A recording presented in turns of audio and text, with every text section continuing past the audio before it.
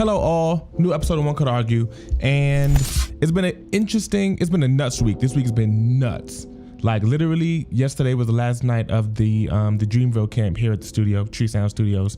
And it was crazy. Like the past 11 days have been absolutely nuts. And I was gonna allow it to make it an excuse as to why I wasn't gonna do an episode today, but I was like, bruh, you literally only have to put a podcast out one day a week. Like, stop playing. So we find ourselves here.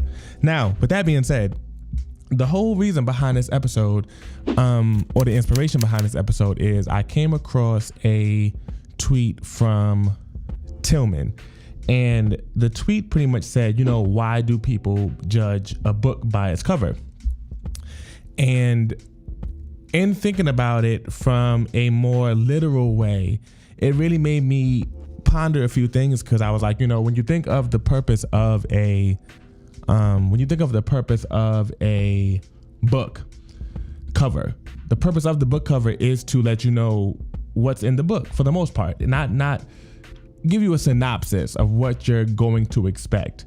And because of that, you know, the importance of the book cover design, the font, the colors, the photo, what's written on the back, what's written on the front, how big, how small. These are all different details that can decide whether you pick something up or pass on it, or just glance from a few pages. Or there's people who literally buy books that just look good and don't even read them just because the cover is so fire.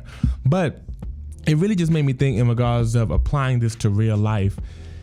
If you feel like you're being judged, if you feel like some people are constantly judging you or making, you know, just false accusations, or really judging, I'm saying judging over and over, of your character, I think there's a few things that you can do to figure out if it's your fault or not.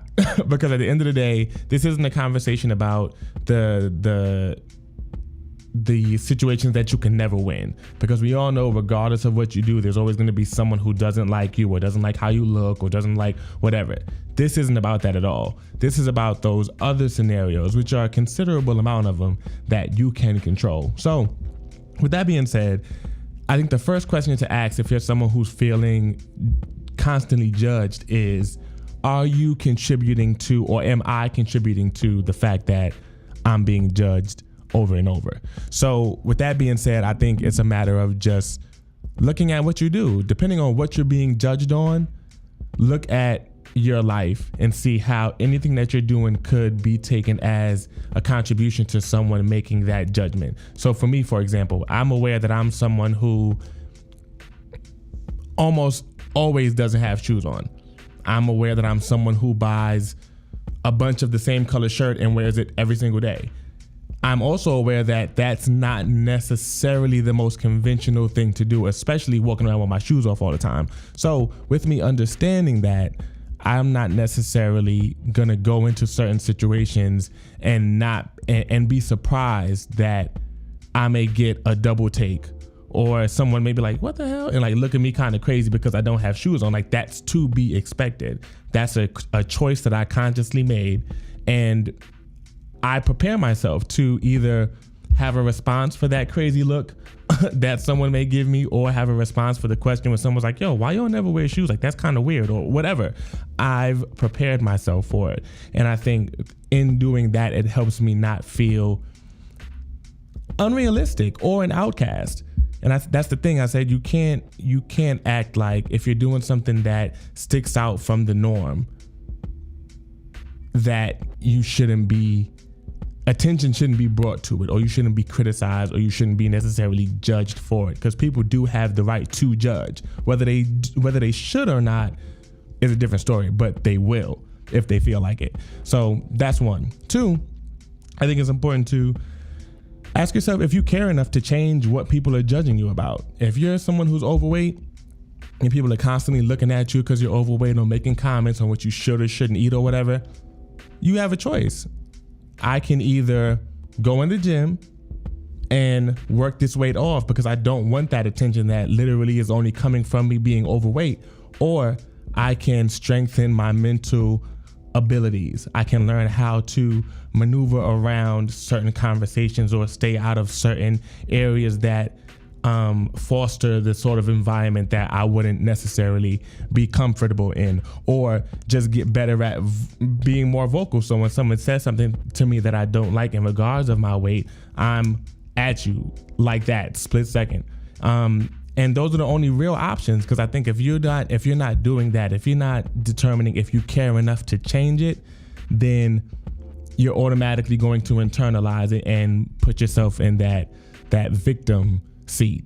And I think that's when the whole mental health and depression and all those things set in, because it's like, yo, there's a whole lot of options that you actually have when it comes to changing this issue, if you care enough about it to change it. And so if you don't care enough about it to change it, fine, let it be what it is and just allow things to flow. You're welcoming whatever comes with that, whether it's people making comments that you don't like or whatever. But if you do care enough, then you should change it. Lastly, and it's really just a mixture of the two, and it's been said in both, take accountability at that point. Take accountability for what you're doing, how you're presenting yourself. Look at your life, look at yourself as a book cover, your outward expression of yourself, whether it's your clothes or how you talk or your tonality or how you do your hair or whatever. These are all things that people see first. When people are looking, people see your outward first. People hear your voice first in regards of your morals and your beliefs and what you care about. All of those things come through those after the fact. Those are like the second level. That's like the second level of impact. How you sound and how you look are the two first things that anyone experiences about you. So you can either be someone who is like, yo, I'm taking accountability for how I sound. This is how I want to sound. And whatever hurdles I have to go through, because I want to make sure I always sound or look or act like this, fine. But if you want to get a different interaction from people, if you want to be able to have, less judgments in certain areas, then you have to look at what you could be doing to contribute to that. And once you take accountability for it, then you can be more conscious of what you're doing and have a better chance at not experiencing as much. Because like I said, it's definitely not going to get rid of all of it, of course, because there's always going to be someone who doesn't like something about you, period, hands down, whatever. But like I said in the beginning, there's a good amount of it that you do have control over that most people just act like doesn't exist. It's just like, oh yeah, people just shouldn't do this. It's like, that's not the real world. People are always going to do it. It's just a matter of you taking control over what you can take. Oh man, that was flowing so good, and I fucking anyway. It's important to take control over what you can take control over. That's the moral of the story. You are a book cover. We are all book covers.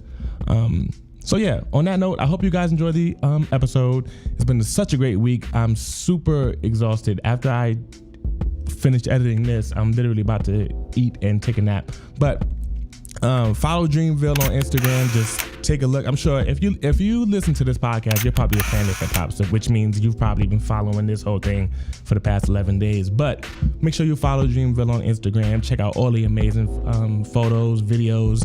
Follow Tree Sound on Instagram at Tree Leaf Music, and just see everything that's been going on in the studio. It's been amazing. I'm looking forward to the project whenever that releases.